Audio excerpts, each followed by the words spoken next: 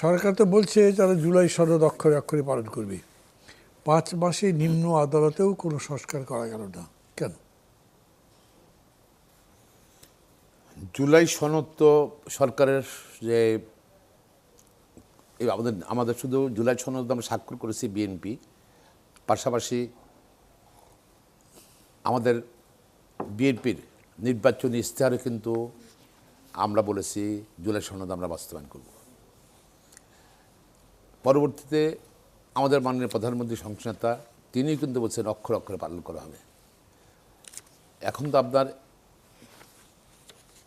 একসঙ্গে তো সব বাস্তব সম্ভবপর না।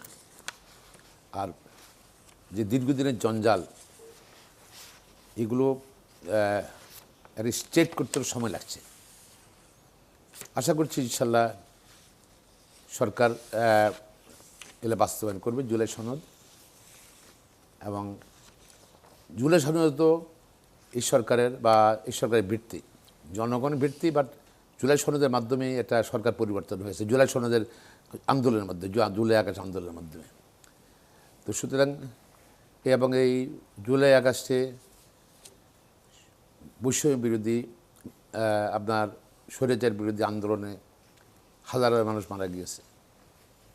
যদিও আন্দোলনটা ছাত্ররা শুরু করেছিল মূলত সরকারি চাকুরিতে বৈষম্য দূরীকরণের জন্য, কিন্তু এখানে তো কৃষক তো আর মারা গিয়েছে, তার তো সরকারি চাকরি দরকার ছিল না।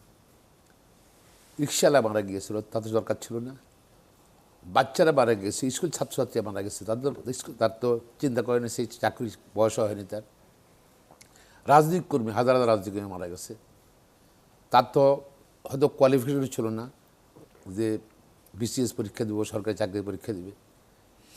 কারণ এই যে জুলাই আন্দোলনটাকে কেন্দ্র করেই সমগ্র জাতি একত্রিত হয়ে গেছে, একটা গণবিস্ফোরণ হয়েছে নিশ্চয়ই। এবং এক্সপেকটেশন অনেক হাই, মানুষের অনেক আশা ভরসা, নির্বাচনে অনেক আশা ভরসা, স্বপ্ন আছে মানুষের। সেই স্বপ্ন যেহেতু আমরা ইনশাল্লাহ বিএনপি ক্ষমতা আসছি, মেজরিটি পেয়ে আমরা বাস্তবায়ন করতে বদ্ধপরিকর। আর বিচার ব্যবস্থাও চেষ্টা করছে পরিবর্তনের, আশা করছি ইনশাল্লাহ পরিবর্তন আসবে, একটু ওয়েট করতে হবে।